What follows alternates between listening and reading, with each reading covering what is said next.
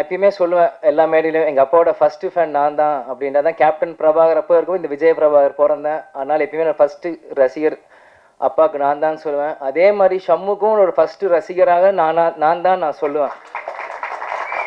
ஏன்னா அவன் பண்ண சகாப்தமாக இருக்கட்டும், மதுரை வீரனாக இருக்கட்டும், இப்போ பண்ண படைத்தலைவனாக இருக்கட்டும், நெக்ஸ்ட் வர கொம்பு சிவியாக இருக்கட்டும், எத்தனையோ படங்கள் பண்ணாலுமே அந்த சகாப்தம் படம் பண்ணும்போது ஆக்ஷன் நாங்கள் கேப்டன் வந்து இல்லை டூப்லாம் போடலாமா என்னன்னு கேட்டுட்டு இருக்காரு. இவர் ஜம்ப் பண்ணிட்டான் மேலேருந்து. ஸோ அப்பாவுக்கே வந்து பயம் வந்துருச்சு. என்ன நீ பார்த்து குதிச்சிட்ட, நான் டூப் போடலாம் ஏதாச்சும் ரோப் கட்டலான்னு நீ பார்த்து தைரியமாக குதிச்சிட்ட அப்படின்ற போது ஷமு சொன்னாப்புல, கருப்பனையில படத்தில் ஹெலிகாப்டர் நீங்கள் ரோப்பே இல்லாமல் தொங்கிட்டு வந்தீங்களே, அது எங்களுக்காக பண்ணும்போது உங்கள் மகன் நான் வரும்போது உங்களுக்காக நான் 100 மாடியிலும் குதிக்கிறது எனக்கு என்ன, எனக்கு எந்த அச்சமும் இல்லை, உங்களுக்குள்ள அதே ரத்தம் தான் எனக்குள்ளேயும் ஓடிட்டு இருக்கு அப்படின்னு ஷம்மு சொல்லும்போது உண்மையிலே அந்த இடத்துல நான் வேந்து பார்த்தேன்.